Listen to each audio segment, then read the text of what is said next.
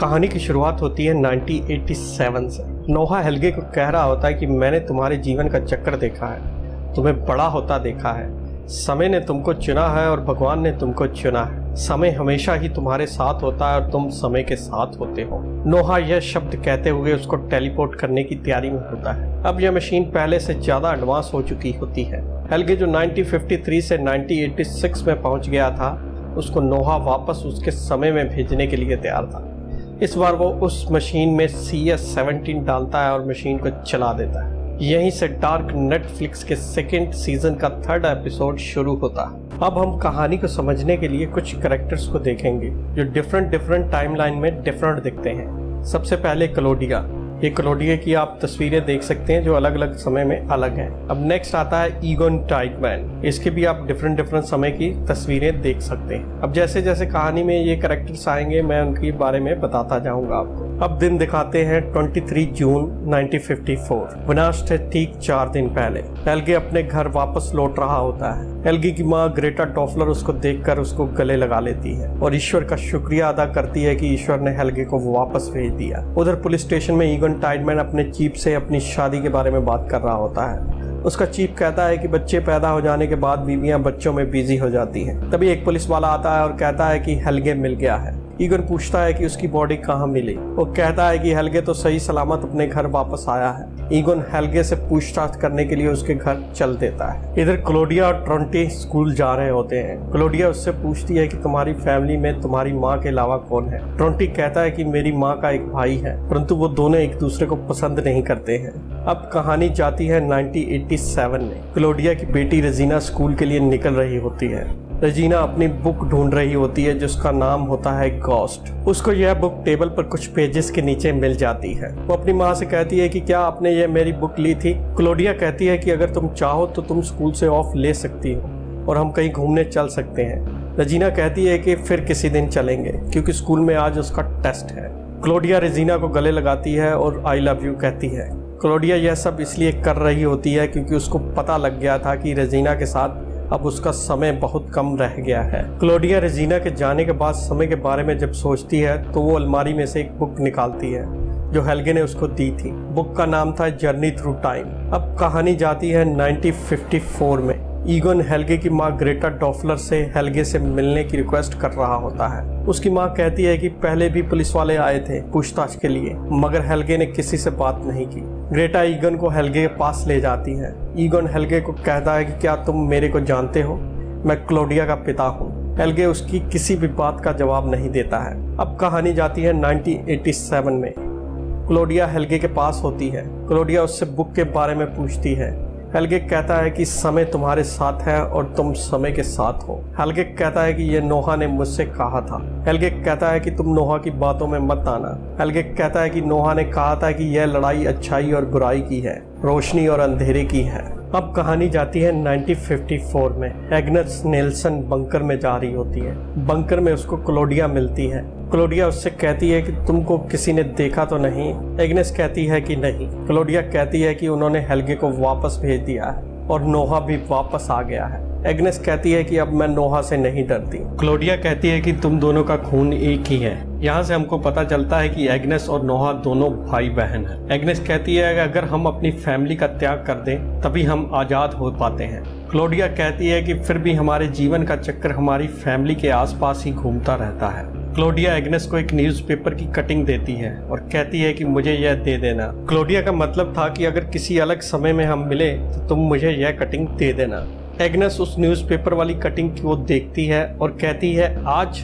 Claudia कहती है हाँ। क्लोडिया एग्नेस को गले लगाती है और कहती है कि मेरी माँ तुमसे बहुत प्यार करती है और तुमको खुश रखेगी। अब कहानी जाती है 1987 में। HG थैनोस की शॉप में क्लोडिया एंटर होती है। क्लोडिया कहती है कि यह बुक तुमने लिखी है।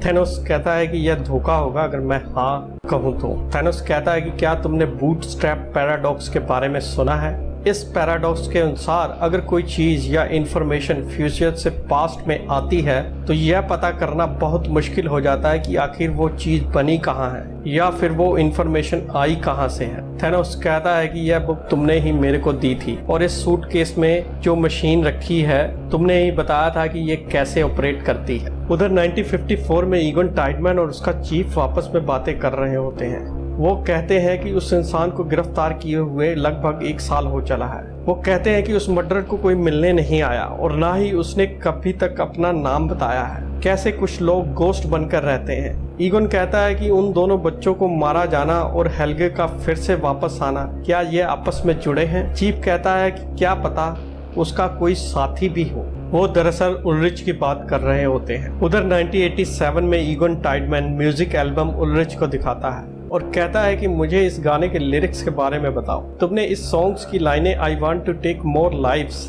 1953 में मेरे से कही थी, मगर यह म्यूजिक एल्बम तो बस 1 साल पहले ही रिलीज हुई है। ईगन कहता है कि तुम्हें कैसे पता चला कि मैं मरने वाला हूँ और मुझे कैंसर है। उल्रिच कहता है क्योंकि मैं फ्यूचर से आया हूँ और मेरा नाम है उल्रिच नेल्सन और मैंने उन बच्चों को नहीं मारा, मैं तो उन बच्चों को सिर्फ बचाना चाहता था। इधर 1954 में नोहा जैसे ही चर्च में घुसता है, एग्नेस उसका इंतजार कर रही होती है। नोहा कहता है कि तुम यहाँ क्या करने आई हो? क्या तुम्हें क्लोडिया ने भेजा है? अगर तुम सोचती हो कि एडम तुम्हें वापस ले लेगा फिर से अपने साथ, तो यह तुम्हारी गलतफहमी है। एग्नेस कहती है कि मुझे पता है कि वो गुम हुए पेजेस कहाँ हैं और मुझे पता है कि एडम उनके पीछे है। एग्नेस कहती है तुमको नहीं लगता कि वो इसको पाने के लिए कुछ भी कर सकता है? नोहा कहता है कि मुझे तुम पर विश्वास नहीं है। एग्नेस उसको न्यूज़पेपर वाली कटिंग दिखाती है और कहती है इसके बदले मैं चाहती हूँ कि तुम एडम को कहो कि मैं वापस आना चाहती हूँ नए चक्र की शुरुआत होने से पहले। नोहा कहता है कि तुम क्लोडिया की कुर्बानी देना चाहती हो। एग्नेस नोहा को कहती है कि तुम अपनी बहन से नफरत नहीं कर सकते।